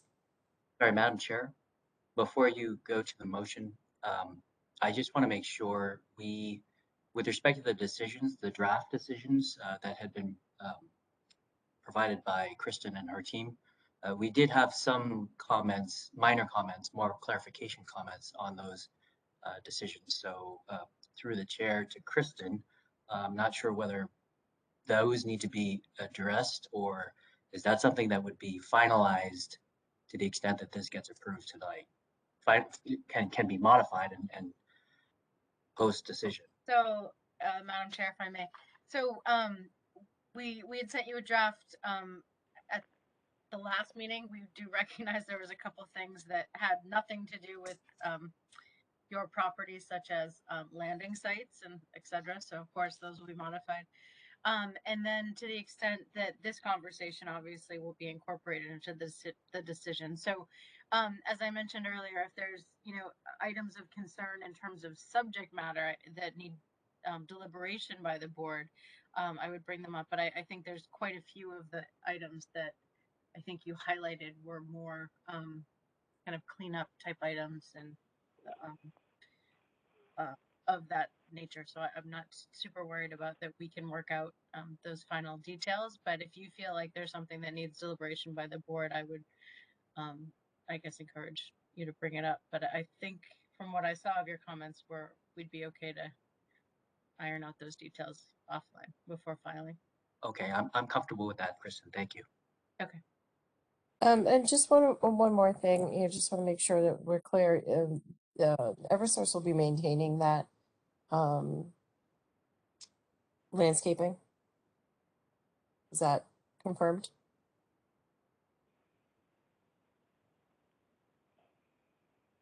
I think I can speak on behalf of the company.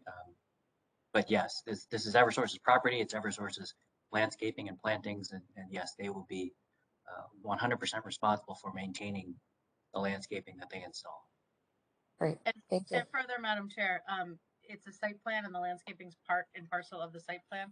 If the landscaping is not as approved, then they are not in compliance. So anyway, that's just another way to get at it. And I did want to add that final design of landscaping species we have as reviewed and approved prior to installation by myself with consultation with the chair. So just, Thank you know, you. at the end of the day, that, you know, the nursery has X, Y, and Z. We want to make sure that that whatever it is goes with the intent of what we're actually looking at and improving here. Great, thank you. Madam Chair, are you ready for a motion? I sure am.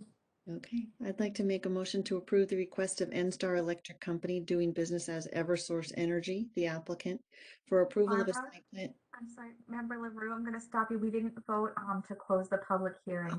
Did we get? Sorry. Okay. Do we get a second on that? I don't remember. I don't think we did. I didn't finish reading it, so let's just go back and we'll say, I'll make a motion to close the public hearing on this matter. Second. Thank you. Chairman Rappaport, Yes. Vice Chairman Gaffney, Yes. Member Clerk Raymond, Yes. Member Covino, Yes. Member Espejo, Yes. Member Impemba, Yes. Member LaRue. Yes. 7-0.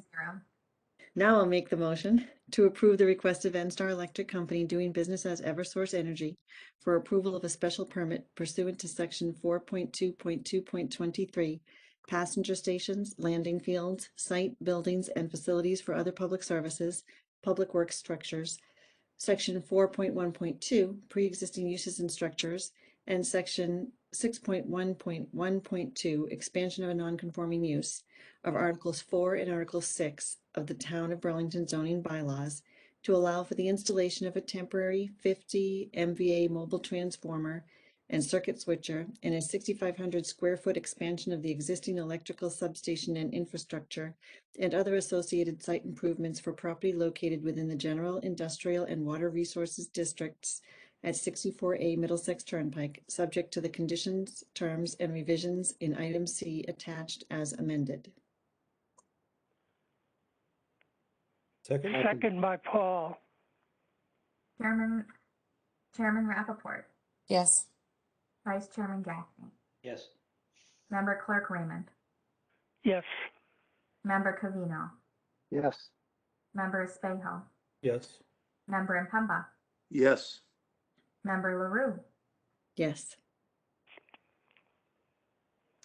Right. Madam Chair, I would further like to make a motion to approve the request of NStar Electric Company doing business as Eversource Energy, the applicant, for approval of a site plan application for property located at 64A Middlesex Turnpike, the premises, to permit the installation of a temporary, oh, wait a minute, is this the same thing? No, temporary 50 MVA mobile transformer, circuit switcher, a 6,500 square foot area on site expansion of the rear portion of the existing substation and associated infrastructure, extending the existing chain link security fence around the perimeter of the site, construction of a linear 142-foot retaining wall, stormwater and associated site improvements as reflected on the site plan entitled Eversource Energy Station 391, Burlington Mobile Transformer Installation, prepared by Ty and Bond Incorporated, dated November 22nd, 2021, consisting of 14 sheets site plan. This project is subject to the following terms, revisions, and conditions as amended. Second. Chairman Rappaport, Yes. Vice Chairman Gaffney, Yes. Member Clerk Raymond, Yes. Member Covino, Yes. Member Espejo, Yes. Member Impemba, Yes. Member LaRue. Yes. That's 7-0. Great. Thank you, folks. We appreciate your efforts in bringing this to where we are today. Have a great evening and be well. And good luck on your wedding. Thank you very much. Thank you, Madam Chair. Thank you, members of the board, and to Kristen and her team. Really appreciate it. Thank you. Take care. Next step, I don't think we had any minutes. That correct? You are correct, Madam Chair. You will have minutes to review in 2 weeks. So. Not a problem. So up for discussion is Drake Road. We touched upon this last week. Kristen, do you want to start off? So I put this under discussion. We talked about it 2 weeks ago. We did write a letter. We sent you guys the letter when we sent it to the Board of Appeals. It was read into the record on Tuesday night for the Drake Road frontage variance. The Conservation Commission also wrote a letter as was sent. The neighbors wrote a letter. Unfortunately, I think it got caught in our IT spam. So, which I noticed today that IT resent out to everybody. But the neighbors were able to read their letter and read it into the record as well. But I know many of you were on that meeting, and you know, if you did want to deliberate about it, just wanted to give you the forum here. There was some, you know, thoughts, I think, after the fact. They did approve the frontage variance, so it's on here more literally for discussion. There isn't any direct action that I'd like you to discuss before I guess I weigh in any further, if you would like to discuss. I am interested to see what conservation brings to the table. I was a little disappointed that, you know, our requests weren't heard. I'm not sure exactly what else there's more that, you know, I don't think there's anything more that we could do. You know, I do hope in the future that we can have a little bit more of a collaborative effort in situations such as this. Yeah, Madam Chair, this is Bill, a longtime Board of Appeals member, probably, I don't know if I was longer than Ernie on the Board of Appeals. I was on there for probably over 15 years.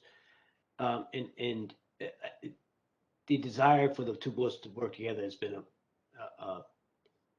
something that has been a wish list for, you know, all the time here, so over 20 years, and it really hasn't happened. I think there was a short period of time where it was, but then I think it got back to a separation of state there. Let me ask you this: is I know this, you know, this you're saying there's nothing we can do. Is there an opportunity? Because I think most of the board members here think there's a large concern here for this to come before us now for maybe some sort of development. And maybe it doesn't have to come before us if it's going to be a single house, right? Is that understood, staff? I mean, obviously the specifics aren't yet known, but what was presented at the Board of Appeals, if there is no change to lot lines and it's simply just a frontage variance and no change to roadway layout, there really isn't a reason it would need to come to us. Yep. Okay. So, yes. You know, we've gotten, you know, we've had difficulties with that. Muller Road is one of those examples where a Board of Appeals really a challenging. If you were to look at it from a Board of Appeals standpoint and meeting the requirements of what you have to do, hardship and things like that, and some of our members, I think most of our members are Board of Appeals people, it clearly didn't meet it. So again, our Board of Appeals, historically, a little time where it was, now is just not looking at all those requirements. Is there an opportunity for the planning board, because of this and everyone's feelings of it, is there an opportunity for us to appeal this to the Board of Appeals? Or maybe if the residents appeal it, do we join that appeal? I think we sent a letter, felt very strongly about it. And I don't know if they got it because it got stuck on the IT or how it didn't get read, but what do the folks think about that? The letter was eventually read into the record, so it Okay. was discussed at the meeting. Thank you. So is there, does it make sense to appeal this? Because the residents don't necessarily, and I'm a guy who actually appealed a Board of Appeals decision and won in court, but most people don't know that you can do that. Is there something that we can help the residents or we ourselves can appeal it? Does that make sense? Because I mean, you know, I didn't watch the video yet, but you know, I got a lot of experience on the board, and this this would be challenged to meet all the requirements there. Sorry, Barbara, it looks like No, you're, but I want to answer your question.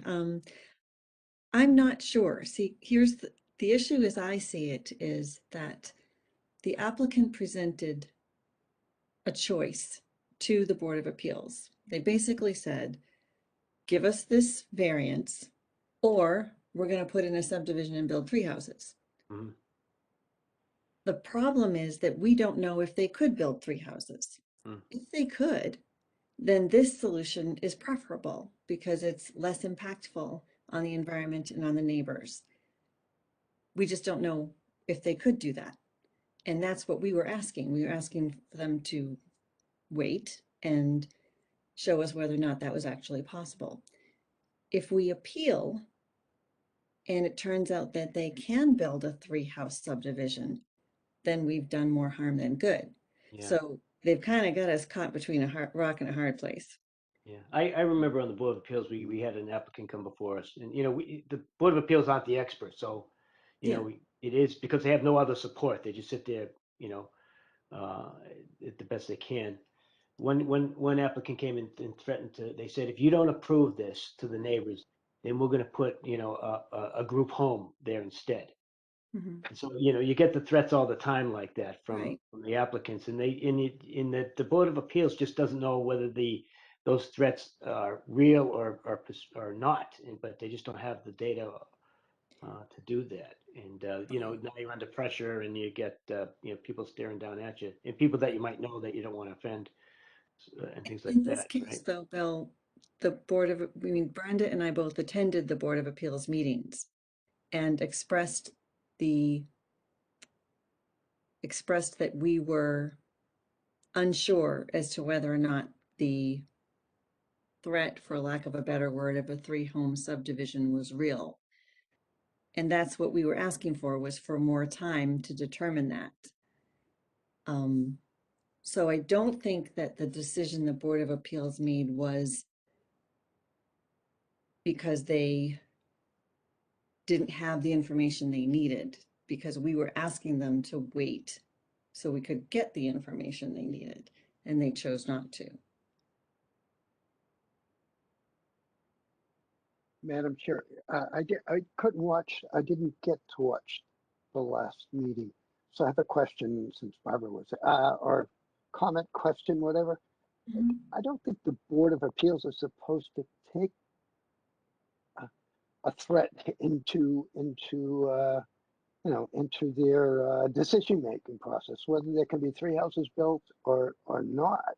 I mean, I think their variance is supposed to be based on whether or not they feel it meets the conditions of a variance, not whether I'm it's. sure you're right. I know that gets colored and it's a little subjective, but Yeah, and I can't say were they those saying lines. were they saying in public, well, it really doesn't matter to us whether they can build 3 houses or not. We're just dealing with the frontage variance, because how does the 3 houses affect whether or not we grant a frontage variance? I'm not Do you know what sure I'm I saying? can see what was in the minds of the individual members and how Yeah, they voted, but it was true. presented by the applicant that the other option was a 3-home subdivision. I think that to chime in here, I think that the comment about, well, we can build a 3-home was to kind of, and actually we could speak verbatim about what they said. It's okay, would you like 1 tooth pulled or would you like 2? And that was a comment that Attorney Murphy had made to one of the neighbors.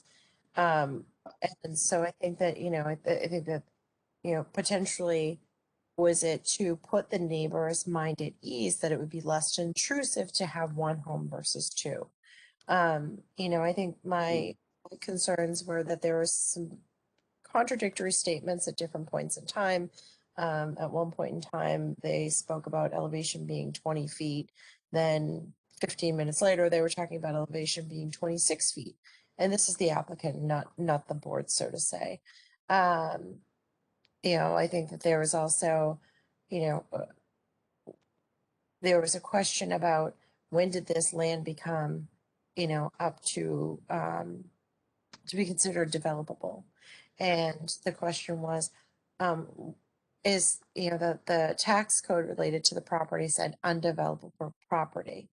And so one of the neighbors had said, well, what makes this undevelopable? And I chimed in and said, well, if it was developable, we wouldn't be having this discussion right now. And so in a room full of professionals, I was surprised that no one could answer that question, or if that question wasn't being answered for a reason. I don't know. I'd like to think the former, but that was it was. I don't necessarily think that the neighbors felt heard, and I know that there's quite a few disheartened citizens based on this decision. So I don't know, what that entails, Bill, if there was to, whether it be planning board or the neighborhood to appeal the decision. It wouldn't come to me it wouldn't come to a surprise to me if they did, appeal it, but I don't know anything firsthand. Yeah, it's pretty easy. I mean, if you look at a guy like me, I appealed it and won. So if I can do it, anybody can do it. It's fairly easy, you know what I mean? But you don't need legal representation to do it.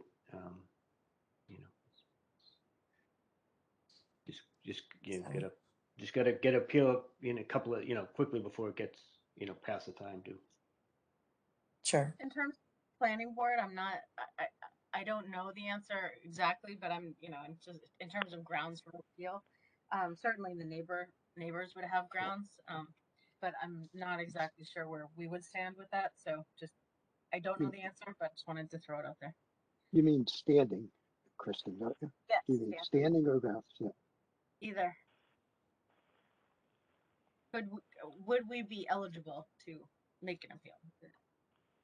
However you want to say it, yes.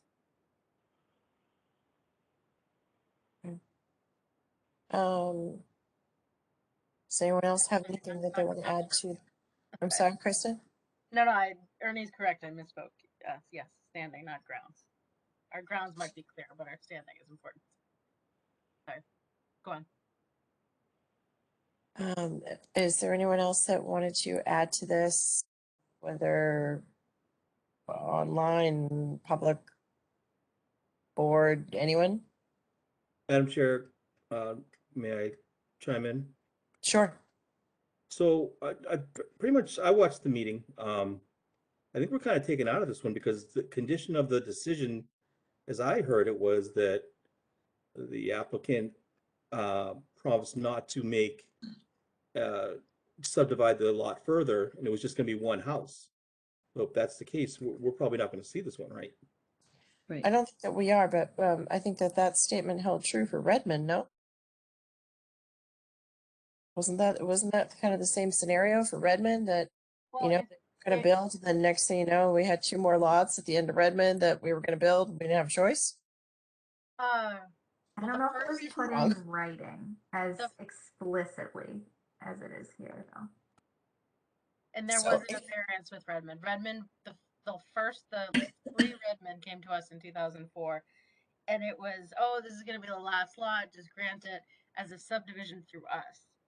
Then there was additional, but that was all roadway construction and lot line changes. If there isn't changes in roadway, lot line changes, or major access issues, meaning that, for instance, for some reason, if there wasn't the ability to have access through this frontage, there may be a reason to see it. But again, without saying a specific plan, it's really hard for me to say absolutely you won't see it. But from what I understand from the presentation, it doesn't look like there's anything that's going to trigger the planning board review at this time. But Right, but I guess so. I guess that's the next question is, so they get the variance, they add the driveway. We don't know where they're putting the driveway. It was stated during the meeting that the plan that was being presented may not necessarily be the plan that's going to be presented to Concom, because they're going to do what they can to avoid Concom. So there may be an additional plan. Again, If there's additional lotting, it comes to us. If they're building a driveway is a driveway. They only have frontage for that one single lot. There is no ability unless there's further division of frontage, and then again, there's lotting changes which come to you. Got it. Okay. So, just like, Redmond came back to you. So if any of those things are triggered, you will see it. But at this point, I just don't know. I don't know because the questions you asked to know more, and even conservation kind of asked about, can we understand a little bit more about driveway and building location? We just don't know. The more specific they are, the more specific I can. Right. I think, going back to the Redmond scenario, when you said it can come back to us if they decided they were going to change lot lines, but if they already have the driveway, what's the difference than changing the lot lines because the driveway is already there? So while it may not be the applicant who does this, it could be somebody 5 years from now, 10 years from now that brings this into the, that brings this in front of us.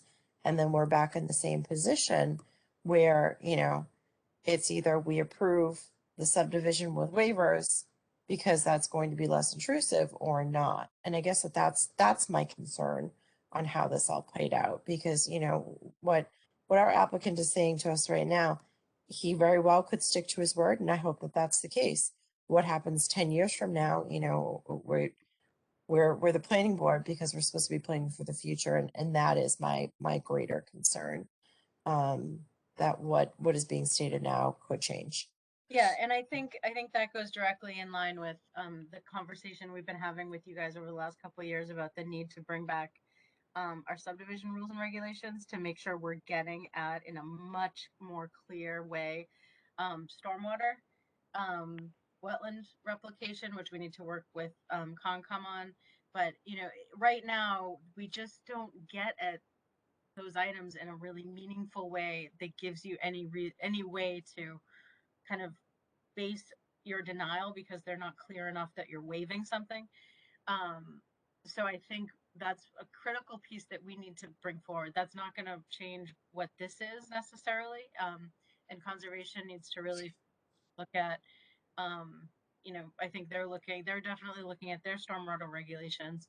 And then we've been talking about, just in general, potentially zoning bylaw changes to ensure that there's at least 2-foot separation between basements and groundwater levels, because we're seeing new houses being built, in the water table with sump pumps. You shouldn't build a new house with a sump pump, and so we're looking at different things, especially as Burlington has these lots that are like, these are the remainders, and the remainders are getting profitable, so to build on. So we're seeing a lot of things that we haven't seen in the past, and I think we need to be proactive where we can with the subdivision rules and regs, because as you guys know, if they meet the rules and regs, they can do it.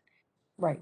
And if the rule, and therefore the rules and regs are really the place where we have that control. And if we're not controlling a certain aspects, like especially specific stormwater ideas, and I'm not sure exactly how we can get to replication of wetlands, but we need to work with Concom to figure out if that is something that we can talk through within stormwater regulation, within subdivision rules and regulations. But a lot of these single family lots, which is what we're seeing most of the tear down of the tiny house and the giant house, and where is all this water going, really needs to get at the general bylaws and building code stuff that as a team we're kind of looking at holistically with stormwater. Do we think that we can get something to present in front of town meeting by the spring? So Eileen Coleman and John Keeling Conservation are looking at their stormwater regulations. They're looking hard at a much less a number of disturbance much less than what they have now. Right now it's 10,000 square feet, and then they need to get an engineer involved. And these projects are coming in at like 9,998 square feet. But as like Winchester, I think, or Lexington has, if you disturb more than 250 square feet, you have to try to figure out what you do with the especially water disturbance. So they're looking at that, looking at lowering the threshold so they get to review it, and requiring that for, if you're tearing down a small house, building a big house, having an engineer report about what that means to the site and the surrounding site. Okay. So, but I mean, it's tough. As I said before, it's these single family house lots, there's a lot of control, and we just really need to take a lot of control and private property development rights that exist. That there are areas where we can get control, but we need to really look at those areas, because we're not going to see these single family lots. Sure. So for the rest of the board, who wasn't on the email chain, Member LaRue, Vice Chair Gaffney, Kristen and staff, we had discussed, kind of pursuing this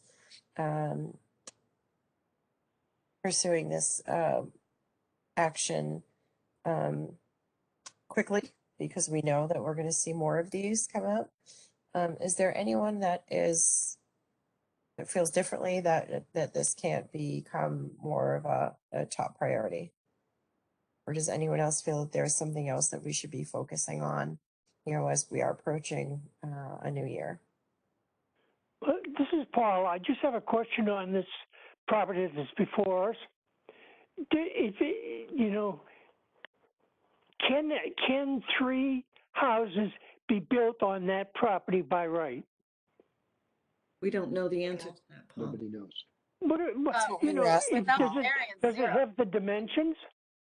There's again another discrepancy that was made, and don't quote me on the exact numbers, but one was I believe like 3.39 acres versus a 4 point some odd acres. So I'm not quite sure, could they build it on both, regardless of what size the parcel was, whether it was 3.39 or 4 point whatever, maybe. But that was what the planning board was asking the applicant to determine and present. Once that argument came back, they kind of retreated and said, well, that's not what we're here for. And in my humble opinion, I would say that they should have said it at all. If it's not by right, let's not worry about it, because if they come to us with more than 2 houses, we just deny it. And on the basis of it's not by right. If it's by right for 2 houses, then whoever owns the property is going to build the maximum amount they can. And if in fact they could put 2 houses on there and say, what happens to the water after it goes off our property is not our problem. If there's enough money involved, it's just going to go down into that stream and, underneath Bedford Street and down into the wetlands anyhow. So, I don't understand what the basis of the controversy is. If we look at what is permissible by right and go from there. Hello, that's Paul. See you later.